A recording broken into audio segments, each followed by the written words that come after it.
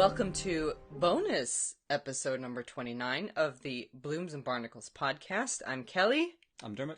And I'm assuming you know what our deal is if you're paying for the episode. Welcome to our show. How are you doing today, Dermot? Very good, thank you. Oh, How are good. you? Are you doing well? I am doing well. Good. Dermot is razzing me a bit because I've been trying to tee him up for a little banter pre-show, and he's never taken the bait even once. Yeah.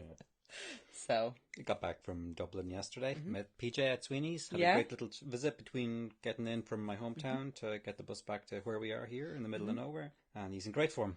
Great form. what's PJ up to these days? Just entertaining people and hanging out at the office, aka Kennedy's. Had a little whiskey with him. It was very nice and a great way to get onto the bus after that. So yeah, I always try to time the trip so I can pop in. It's always disappointing when he's off in France or gallivanting somewhere. No, the place is full of people, and I met some people from LA, so we talked about LA and the fires and all that. So I bet that was fun for you. They said, yeah, don't come back. I'm like, okay, I won't. Yeah.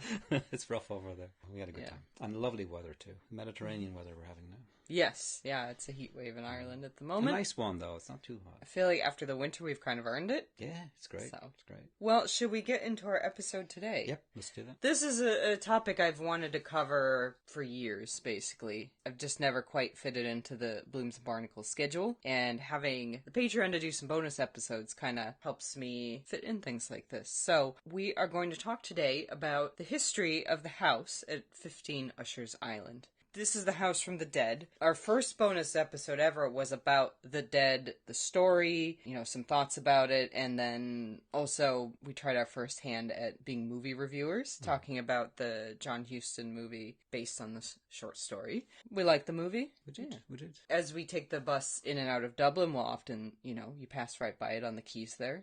Did you look out the window and try to see it? I was on the wrong side of the bus. I wish I had now. I think I was sitting on... I should have thought of that. I wasn't thinking ahead. Yeah. When you come into Dublin, you're on the far side. When you leave Dublin going west, you go right by it. Right. Yeah, I was trying to avoid the sun. Didn't want to get dazzled. So. Okay. We're just going to run through the history of this house. And if you're listening in real time now in 2025, you may be aware, especially if you live in Ireland, it has been in the news in the last few months. But our story begins in the 18th century, as that's when the house was built. The house is a Georgian house, so Dublin has many Georgian buildings in it. What does Georgian mean? Well, built under the Hanoverian Georges, the period like Edwardian, Victorian Georgian. So when's the Georgian period? 1700s, and then Regency we get into the early 1800s, I think, if I have my periods right. But 1700s you could probably round it down to. Yep. And they're very distinctive, red brick, tall, thin. I used to live in one. Did you? Yeah, my Uncle Liam had rooms in one of them in Lower Pembroke Street. Oh, okay. 14 Lower Pembroke Street, if anybody wants to see the building. Okay, I had no idea. Yeah. We were up on the third floor, I think. And there was a fourth. They get smaller as you go up. I guess the servants would have been living up on the top ones. He ended up getting studio space on the ground floor too when he lost his studio space in the Westland Row. Oh, the ancient concert rooms? The ancient concert rooms, another Joycean connection. That was a building I worked in. I don't know, I wouldn't call them friendly spaces exactly. Really? Yeah. Okay. At least when they had been converted into like apartments, they wouldn't have been like a unitary building. So. Yeah. But I'm thinking the stairs must have been the original because they were solid. They were like, they used the bathroom, you had to go down the stairs, and it wasn't shared, but we had ours, and there was like two other toilets, so you'd be bumping into other people going into theirs, Yeah, a lot of them, they started out as like fancy houses, and then over time, I think, as Dublin changed as a city, a lot of them were converted into tenements. Nowadays, they're used for all variety of things. Some of them are offices, some of them are homes, some of them, like the James Joyce Centre in North Great George's Street, is a museum. Much bigger one than the one I lived in, that building. Huge. Yep. My first job in Ireland was in a Georgian building that had been converted into a school. So next to another one that had been converted into a school. They're used for all kinds of things. They're pretty ubiquitous in Dublin city centre. Yeah. Now, the one we're talking about is that the address is currently 15 Usher's Quay. It's right along the River Liffey in the centre of Dublin. It's a bit further west than the immediate city centre. So we talk a lot about O'Connell Street in Ulysses, literally described as the heart of the Hibernian metropolis. From there, it would be west west along the river, closer to Houston Station, which is one of the main train stations in Dublin.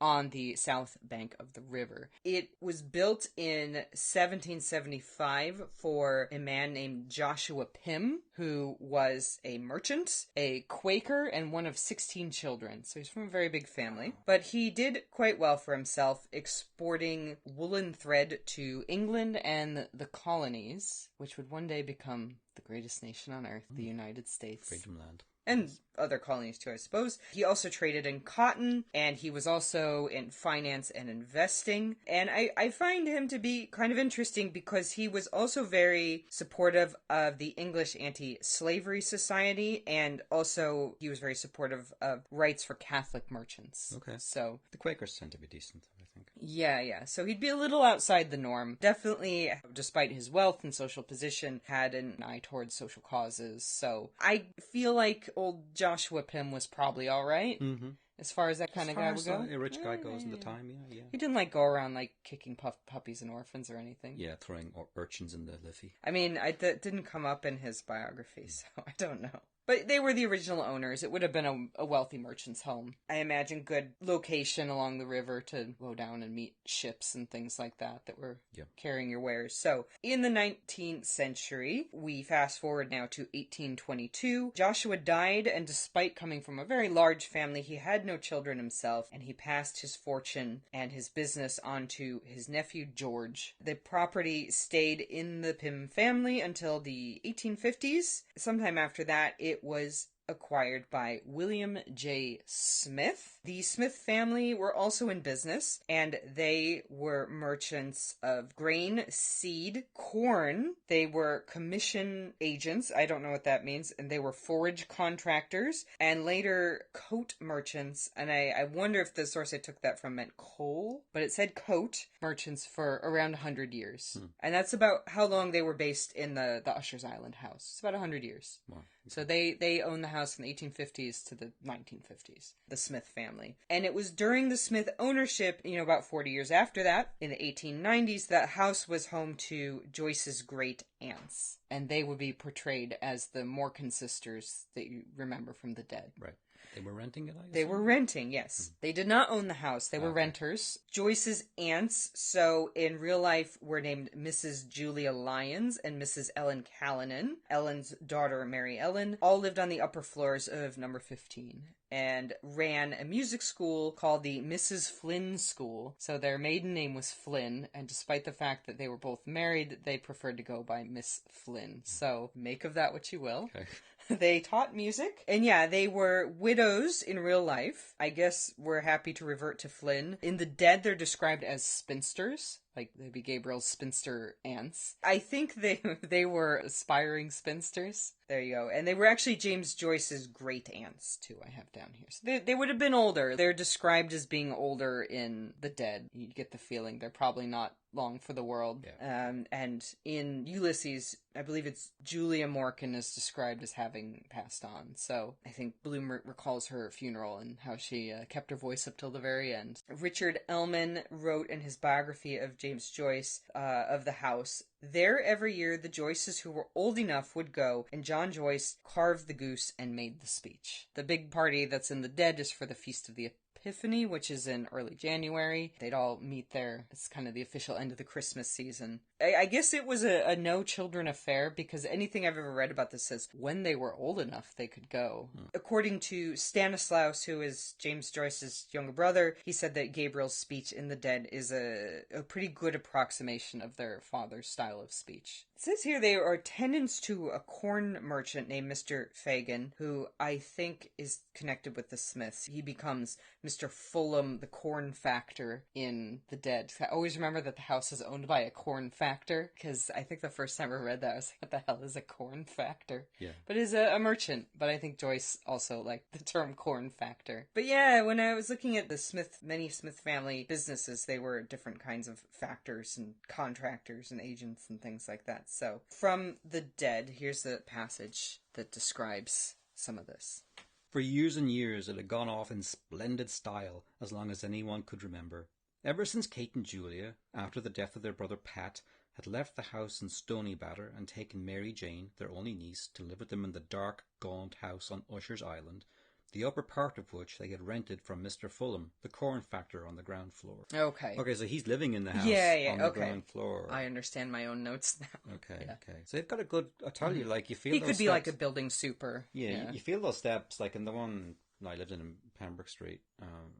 We were on the third floor, but, it's good flight. Yeah. My Uncle Ian, he was, like, running up and down them until the end. Like, he was 75, but in great shape. He always looked after himself. The steadiest gay man. He was, like, not going to let himself go like I'd been doing. But you'd feel it if you were older and you're bringing your shopping in and thing. I think you would feel it. Imagine if you're hauling musical instruments up there. Yes, yeah. And, you're an elderly lady. You're as old as they are. Yeah. Yep. Wearing all your heavy clothing as well. Parasol and all the Mary Poppins gear. So, yes, all the Mary Poppins gear. They lived back in Mary Poppins times. Yes, okay. Thanks for placing that in history.